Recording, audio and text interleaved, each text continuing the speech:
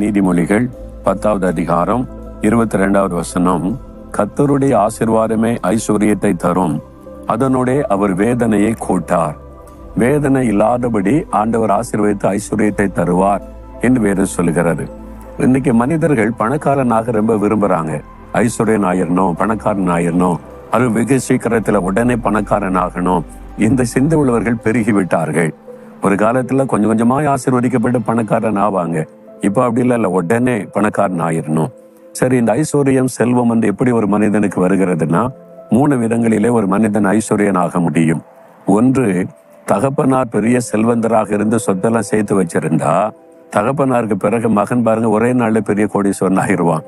ஏன்னா தகப்பன் சம்பாதிச்சு வச்சிருக்க சொத்து இவர் சம்பாதித்தது இல்லை, அது தொடரும், அது ஒரு ஐஸ்வர்யம் கிடைக்கும். அதனாலதான் சிலர் உடனே பணக்காரன் ஆகி விடுவது. இன்னொரு காரியம் இருக்கிறது, அது பிசாசு கொடுக்கிற ஐஸ்வர்யம். நீங்க பாருங்களேன், லஞ்சம் வாங்குறது, ஊழல் பண்றது, கலப்படம் பண்றது, ஃப்ராடு பிசினஸ் பண்றது, பெரிய பணக்காரன் ஆயிடுவான். வீட்டுக்கு மேல வீடு கட்டுவான், கார் வாங்குவான், பெரிய செல்வந்தன் ஆயிடுவான். அது பார்த்த உடனே நிறைய பேருக்கு ஆசை, நம்மளும் அப்படி ஆயிரணும்னு சொல்லி. அது வேதனை. அதில் ஆசீர்வாதம், உண்மையான ஆசீர்வாதம் இருக்காது, அது பாதிப்பை கொண்டு வரும். ஆனால் தேவன் கொடுக்கிற ஆசீர்வாதம் இருக்கிறது, அவர் கூட ஒரு மனிதனுக்கு ஐஸ்வர்யத்தை தர முடியும். அதனோட அவர் வேதனையை கூட்டார் என்று எழுதப்பட்டிருக்கிறது. வேதனை இல்லாத ஒரு ஐஸ்வர்யம் தான் தேவன் கொடுக்கிற ஆசீர்வாதம். அதனால பணக்காரன் ஆகணும், பணம் சம்பாதிக்கணும்னு நினைக்காதபடி கர்த்தர் என்னை ஆசீர்வதிக்கணும், தேவனுடைய ஆசீர்வாதம் என் வாழ்க்கையை உயர்த்தணும் அப்படின்ற ஒரு விருப்பம் உங்களுக்குள்ள இருக்கணும். தேவன் ஆசீர்வதிக்கும் போது உழைக்கிறவங்களை ஆசீர்வதித்து உயர்த்தி பெருக பண்ணுவார். இதுதான் கர்த்தர் கொடுக்கிற ஆசீர்வாதம்.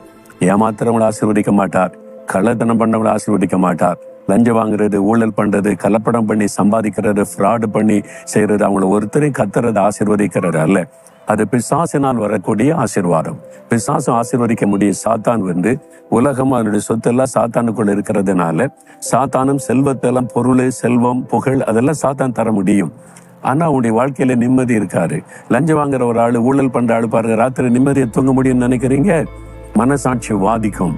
எப்ப என்ன நடக்குமோ, அதிகாரிகள் வந்துருவாங்களோ, சோதிப்பாங்களோ, அரெஸ்ட் பண்ணுவாங்களோ, இந்த பயத்திலேயே குடிச்சு போதையில் தூங்குறவங்க தான் நிறைய பேர், அல்லது மாத்திரை போட்டு தூங்குறவங்க நிறைய பேர், ராத்திரி எல்லாம் தூக்கம் இல்லாம தவிக்கிறவங்க தான் நிறைய பேர். வேதனை. ஆனா சமாதான நிம்மதியா இருக்கணும்னா அது தேவனிடத்திலிருந்து ஆசீர்வாதம் வரணும். அப்ப நம்ம நியாயமா நீதியா நடந்தால், கடினமாய் உழைத்தால், உழைப்பிற்கேற்ற பலனை கொடுத்து தேவன் ஆசீர்வதித்து கொஞ்சம் கொஞ்சமாய் நம்மை பெருக பண்ணுவார்.